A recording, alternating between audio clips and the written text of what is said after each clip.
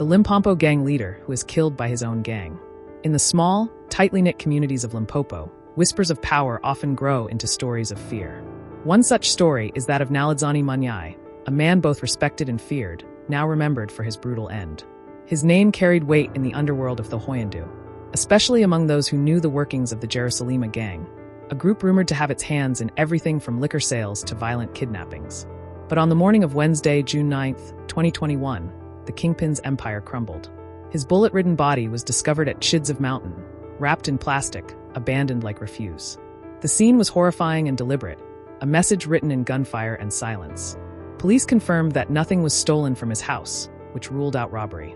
Instead, speculation quickly turned to betrayal. Manyai was not just a businessman. He was the suspected leader of a criminal enterprise. His liquor store, the Jerusalem Liquor Outlet, was believed to be a front. Behind the bottles of whiskey and beer, whispers grew louder that Manyai had recently embezzled 30 million rands from his own gang. That fortune came from the kidnapping of 2 Indian children, a high-stakes operation that brought fast cash, and now, fast bloodshed. Authorities believe that greed blinded him, and in the world he operated in, loyalty ends where profit begins. The 30 million rands he stole became his death sentence. His own associates turned on him, delivering justice in their own violent way.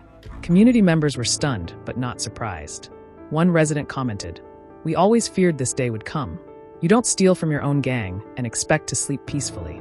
As police opened a murder docket, many believed the killer, or killers, were closer than anyone would admit. The man who once ruled the streets of the Hoyandu now lay 6 feet under, betrayed by the very hands he once fed. The sun had barely risen when hikers near Chids Mountain stumbled upon a gruesome sight. A body, tightly wrapped in black plastic, lay discarded like trash among the thorny bushes. When police arrived, the scene was eerily quiet, the only sounds coming from wind rustling through the trees and the distant calls of birds. Upon unwrapping the body, they were shocked to discover it was Naladzani Manyai, a man well known in both business and criminal circles. Multiple gunshot wounds riddled his torso and head, a clear sign this was no random act of violence. It was an execution. The discovery sent waves of fear through the town of the Hoyandu and beyond. Locals gathered at the foot of the mountain, whispering, mourning, and watching from a distance as forensic teams combed the area. Police spokesperson Brigadier Motlafila Mojapalo confirmed that the body had been found on Wednesday, but only identified on Saturday due to its condition. The delay in identification gave the killers time to disappear, if they had ever planned to run at all.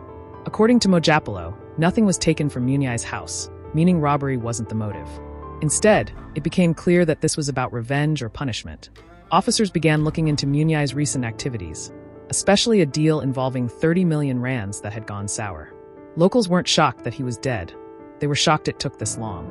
"He lived by the gun," said one elderly man near the scene. "I suppose it was only a matter of time before he died by it." His liquor business, once bustling with customers, was now shuttered and quiet. As Munyai's body was prepared for burial, residents struggled to process what his death meant for the balance of power in the region. Was the Jerusalema gang now leaderless? Or worse, hungry for more blood? The mountain held the body, but the town held the secrets. For now, both remain silent. In the Vemby district, darkness has taken on a new meaning. Long after the sun sets, the streets fall quiet, not from peace, but from paralyzing fear. Residents now avoid stepping outside after sunset, locking their doors and drawing their curtains tightly. The murder of Naladzani Manyai didn't just end one man's life. It unleashed a wave of terror throughout the community. Once, people might have turned to him for help or protection. Now, his death has exposed how vulnerable they truly are. With no clear suspects and the killers still at large, the fear is not only of gangsters, but of neighbors who might know more than they say. Community leader Netshidziv voiced the concerns of many. "This crime has shaken all of us. We don't feel safe anymore. We're scared our children might be next." He revealed that criminal activity had been on the rise, but Munyai's killing was the tipping point. The community planned to address it at their next public safety meeting, making crime prevention a standing agenda item. Still, trust in law enforcement is thin. Many believe the police are either outnumbered, outgunned, or outpaid. "If someone like Manyai could be taken out and left in the open like that," said one woman, "what chance do the rest of us have?" The tragedy has left a chilling message. No one is untouchable. Munyai's family has refused to speak to the media, choosing privacy over publicity. His funeral, held on Wednesday, June 16, 2021, was a somber event. Armed security watched from afar as whispers circulated about who might be next. Some say the Jerusalema gang has already chosen a new leader. Others believe a bloody power struggle is about to erupt. Either way, the community watches and waits, hoping the shadows don't come knocking at their doors. In Vemby, the silence isn't peace, it's fear. At the heart of Naledzani Munya's death lies a number that has haunted Limpopo since his body was discovered: 30 million rands. This wasn't just any money, it was blood money, obtained from the high-profile kidnapping of 2 Indian children in the region. According to police sources close to the investigation, the children were taken by force from their wealthy family and held for ransom in a remote area. Their safe return came only after their family allegedly paid the massive sum. For weeks, the case dominated whispers in back alleys, community WhatsApp groups, and coded conversations at shebeens. Everyone knew a big deal had gone down.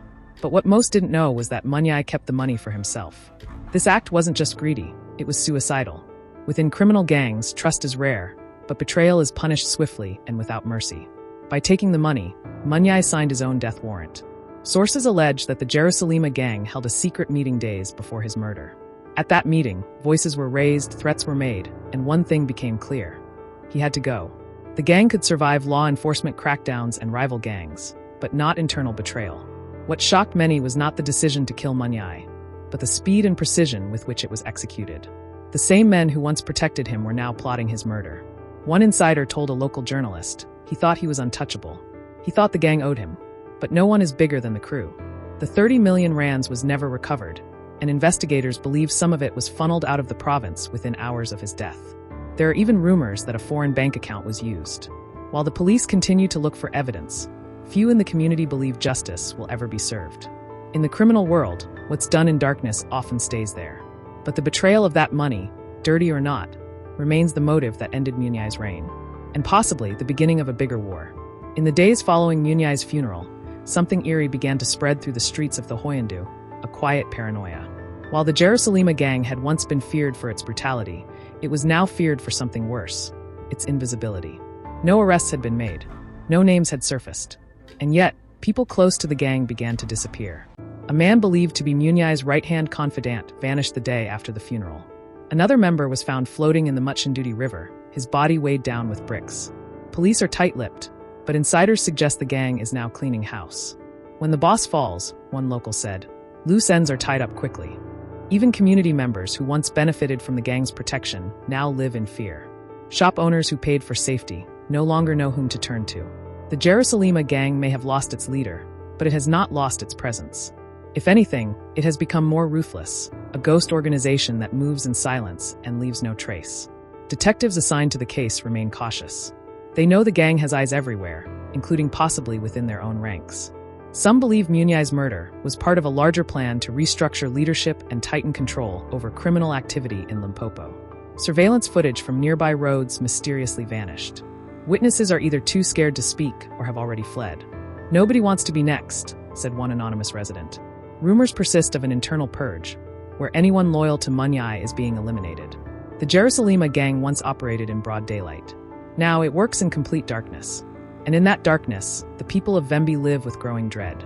Munyai may be gone, but the gang he built continues to cast a long, chilling shadow over the land.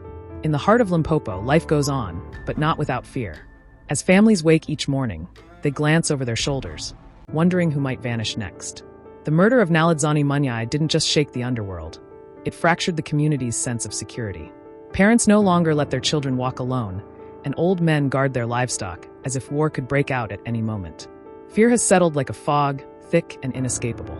Community meetings have become more frequent, but not more hopeful. At a recent gathering in Chidziv village, residents expressed their frustration. We're prisoners in our own homes, one woman cried out. Others begged the police for more patrols and faster investigations, but with few resources and even fewer witnesses, law enforcement seems powerless.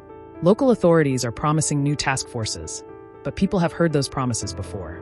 Many now believe that until the Jerusalema gang is dismantled, no one is truly safe. Some residents, once afraid to speak, are beginning to demand answers. They want to know how a man like Munyai could operate so publicly for so long without intervention. They want to know why justice is taking so long. And most of all, they want to know who's next. The local newspaper ran a headline that read simply, "Blood on our hands." The editorial called on both the community and the government to address the violence, not with words, but with action. Still, beneath every call for peace is an unspoken truth. No one wants to be the next target.